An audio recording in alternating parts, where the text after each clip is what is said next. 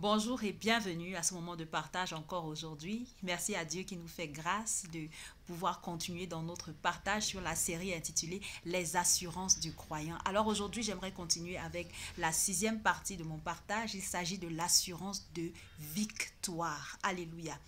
Lorsqu'on entend le mot victoire directement, on est tous contents parce que même quand on joue 10 jeux à la maison, tout le monde aimerait bien gagner. La victoire, c'est quelque chose qui nous plaît bien à tous. Alors Jésus-Christ, sachant cela, nous a promis également la victoire. Donc toi qui as mis ta confiance en lui, tu peux être sûr de la victoire. Et dans un passage, un fameux passage dans Jean le chapitre 16, quand il a fini de dire à ses disciples, vous allez recevoir le Saint-Esprit, votre joie va se transformer, votre tristesse, pardon, va se transformer en joie. Il leur dit, ça c'est dans Jean 16, le verset 33, je vous ai dit ces choses, toutes ces révélations, je vous ai dit ces choses afin que vous ayez la paix en moi. Vous aurez des tribulations dans le monde, mais prenez courage, j'ai vaincu le monde. Alléluia, voilà pourquoi on peut entendre certains dire que nous ne combattons pas pour la victoire, mais nous combattons dans la victoire. Alléluia, Jésus-Christ a dit, je voudrais que vous ayez la paix en moi. Il annonce, il leur révèle, vous aurez des tribulations dans le monde. C'est quoi la tribulation? C'est des douleurs, beaucoup de douleurs. Vous aurez des douleurs, vous aurez de la peine dans le monde. N'est-ce pas vrai? C'est vrai. C'est le premier, le plus grand des prophètes, Jésus-Christ. Et aujourd'hui, nous pouvons vivre beaucoup de douleurs, beaucoup de peine, simplement à l'écoute de ce qui se passe autour de nous, simplement à la vue de ce qui est déplorable. Alors Jésus-Christ nous a dit, vous qui avez mis votre foi en moi, vous aurez des tribulations, vous aurez beaucoup de douleurs dans le monde. Mais j'aimerais que vous ayez ma paix en vous. Prenez courage, parce que j'ai vaincu le monde. Alléluia. Alors toi, qui a le Saint-Esprit, qui vit en toi, qui te rassure de la présence du Seigneur Jésus-Christ, tu es sûr de la victoire. Un autre passage dans Hébreux, le chapitre 2, verset 18, la Bible nous révèle que Jésus-Christ a été tenté. Il dit, car ayant été tenté lui-même dans ce qu'il a souffert, il peut secourir ceux qui sont tentés. Jésus-Christ peut nous secourir. Donc il nous assure ici la victoire sur la tentation. La victoire sur la tentation. La tentation, c'est un appel au péché, une séduction du péché, une invitation, j'aimerais dire, au péché. C'est ça la tentation. Mais maintenant, Jésus-Christ qui a été tenté lui-même et qui n'a pas failli, qui n'a pas péché, est bien capable, il est bien à mesure de nous aider face à la tentation. Également, il y a un autre passage qui est très très intéressant. Dans 1 Corinthiens, le chapitre 10, le verset 13, il nous dit « Aucune tentation ne nous est survenue qui n'ait été humaine. » Ça veut dire aussi longtemps que nous sommes sur la terre, nous serons tentés. Beaucoup ont été tentés avant nous, beaucoup sont tentés aujourd'hui et après nous, beaucoup seront tentés. Donc aucune tentation ne nous est survenue qui n'ait été humaine. Et Dieu qui est fidèle, alléluia, Dieu qui est fidèle ne permettra pas que nous soyons tentés au-delà de nos forces. Quelle assurance! Ne permettra pas que nous soyons tentés au-delà de nos forces. Et avec la tentation, il préparera aussi le moyen d'en sortir afin que vous puissiez la supporter. Donc la tentation est un fait, c'est naturel, tout le monde passe par elle. Mais Dieu qui est fidèle ne permettra pas que nous soyons tentés au-delà de nos forces. Mais avec cette tentation, qu'est-ce qu'il va faire? Il va frayer un chemin. Il a dit avec la tentation, il va préparer aussi le moyen pour que nous puissions en sortir, pour que nous puissions la supporter. Alléluia. C'est bénissant de le savoir.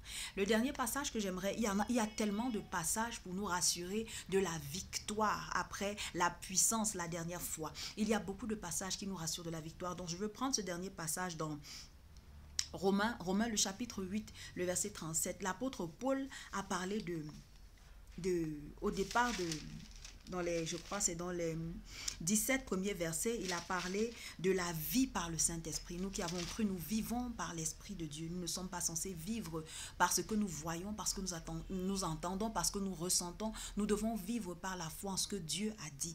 Et en deuxième partie du verset 18 au verset 27, il est en train de parler de la gloire à venir. Quelle est la gloire qui nous attend? Malgré les difficultés, malgré les problèmes, malgré les tortures, il y a une gloire qui est à venir. Ça, ce sera pour une autre partie de mon partage des assurances du croyant. Et là, en dernière partie, verset 28 jusqu'à la fin 39, il parle de plus que vainqueur. Celui qui a mis sa foi en Jésus-Christ est plus que vainqueur. Donc, nous avons l'assurance de la victoire. Il Au verset 37, il dit, mais dans toutes ces choses, nous sommes plus que vainqueurs par celui qui nous a aimés. Donc, quelle chose exactement? Il est en train de dire, si je veux commencer à partir du verset 33, il dit, qui accusera les élus de Dieu? C'est Dieu qui justifie. Rappelons-nous, Dieu a fait devenir péché Jésus-Christ afin que par lui nous puissions devenir la justice de Dieu. C'est ce que 2 Corinthiens 5, le verset 21 nous dit. Donc, qui nous accusera? Personne, parce que c'est Dieu qui nous justifie. Qui les condamnera? Christ est mort, bien plus, il est ressuscité et il est à la droite de Dieu et il intercède pour nous. Alléluia, rappelons-nous, Dieu intercède pour nous. Qui nous séparera de l'amour de Christ? Maintenant, voilà ce sur quoi nous sommes assurés de la victoire. Qui nous séparera? Sera-ce la tribulation, comme nous avons dit, la douleur, ou l'angoisse, ou la persécution, ou la faim, ou la nudité, ou le péril, ou l'épée? Selon qu'il est écrit, c'est à cause de toi qu'on nous met à mort tout le jour, qu'on nous regarde comme des brebis destinées à la boucherie. Voilà tout ce que nous pouvons endurer, tout ce que nous pouvons souffrir dans ce monde. Le verset 37 dit, mais dans toutes ces choses, nous sommes plus que vainqueurs par celui qui nous a aimés. Quel est le pilier qui soutient cette victoire?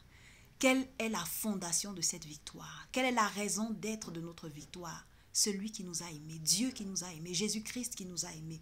Il continue en disant, car j'ai l'assurance, ça c'est l'apôtre Paul qui parle aux Romains, car j'ai l'assurance que ni la mort, ni la vie, ni les anges, ni les dominations, ni les choses présentes, ni les choses à venir, alléluia, ni les puissances, ni la hauteur, ni la profondeur, ni aucune autre créature ne pourra nous séparer de l'amour de Dieu manifesté en Jésus-Christ, notre Seigneur. Alléluia.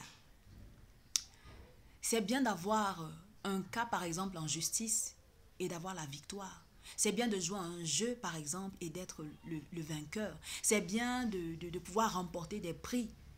Mais ces prix se limitent ici. Ce cas que nous gagnons, ce procès, par exemple, que nous gagnons en justice, ça s'arrête ici. Mais la victoire dont il est question ici s'appuie sur l'amour de Dieu pour nous. Et pendant que nous traversons ce monde et que nous sommes exposés à la faim, exposés à la nudité, exposés au péril, exposés à la mort, exposés aux dominations, exposés aux choses d'actualité, les choses même à venir dont nous n'avons pas encore connaissance, nous avons l'assurance de la victoire. Pourquoi? Parce que Dieu nous a aimés, Jésus-Christ nous a aimés. Rappelons-nous dans Jean 10, je pense, verset 28, Jésus-Christ est en train de dire que il nous a donné la vie éternelle. Je leur donne la vie éternelle. Le 28b dit, et elles ne périront pas. Ces brebis, nous qui avons cru en lui, ne périront pas. Et personne ne peut les ravir de ma main. Il a fait comprendre que nous sommes entre ses mains. Personne ne peut nous ravir de sa main.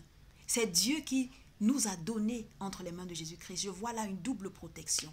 Et nous qui sommes entre les mains de Jésus-Christ, nous avons le Saint-Esprit. Une triple protection.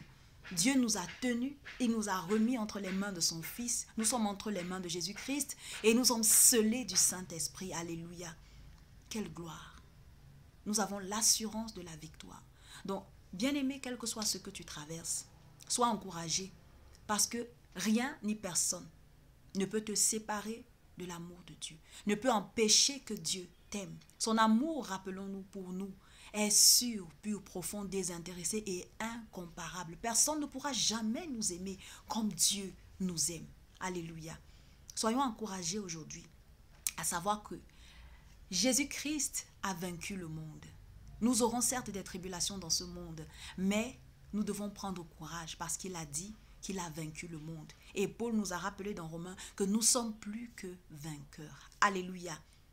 Reste béni dans le nom puissant de Jésus-Christ. Pendant que je m'arrête ici, n'hésite pas à aimer la vidéo, n'hésite pas à partager la vidéo, n'hésite pas à corriger. Nous apprenons tous les jours. Et surtout, à t'abonner à ma chaîne si tu ne l'as pas encore fait. Reste béni au nom puissant de Jésus-Christ. Amen.